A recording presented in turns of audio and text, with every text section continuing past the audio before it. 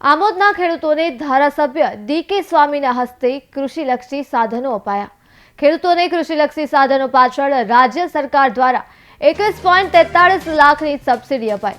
સરકાર ખેડૂતોની આવક બમણી કરવા માટે અનેક હિતકારી નિર્ણયો લઈ રહી છે, ત્યારે ખેડૂતને આત્મનિર્ભર કરવા માટે ગુજરાત સરકાર દ્વારા ખેડૂતલક્ષી અનેક યોજનાઓ અમલમાં છે, જેનાથી ખેડૂતો આત્મનિર્ભર બની બમણી આવક મેળવી શકે। માટે ગુજરાત સરકારના કૃષિ વિભાગ દ્વારા નાહિયેર હથીલા હનુમાનજી મંદિરના પટાંગણમાં ધારાસભ્ય ડી.કે. સ્વામીના હસ્તકે 108 જેટલા ખેડૂતોને કલ્ટિવેટર તેમજ પ્લાસ સહિતના સાધનો આપવામાં આવ્યા હતા। આ પ્રસંગે આમોદ તાલુકાના ભાજપ મહામંત્રી, નાહિયેર ગામના આગેવાન, જિલ્લા ભાજપના ખેડૂત આગેવાન, મદદનીશ ખેતી નિયામક, વિસ્તરણ અધિકારી, ગ્રામ સેવકો સહિત લાભાર્થી ખેડૂતો મોટી સંખ્યામાં હાજર રહ્યા હતા।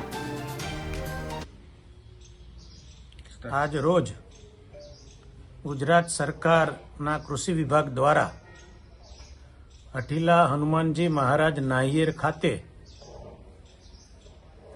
આમોદ તાલુકાના 78 જેટલા ખેડૂતોને 20 થી 22 લાખ જેટલી મોટી રકમની સબસિડી દ્વારા અનેક ખેડૂતોને કલ્ટિવેટર તથા પ્લાવની સબસિડી આજરોજ હઠીલા હનુમાનજી મહારાજના સાનિધ્યમાં આપવામાં આવી।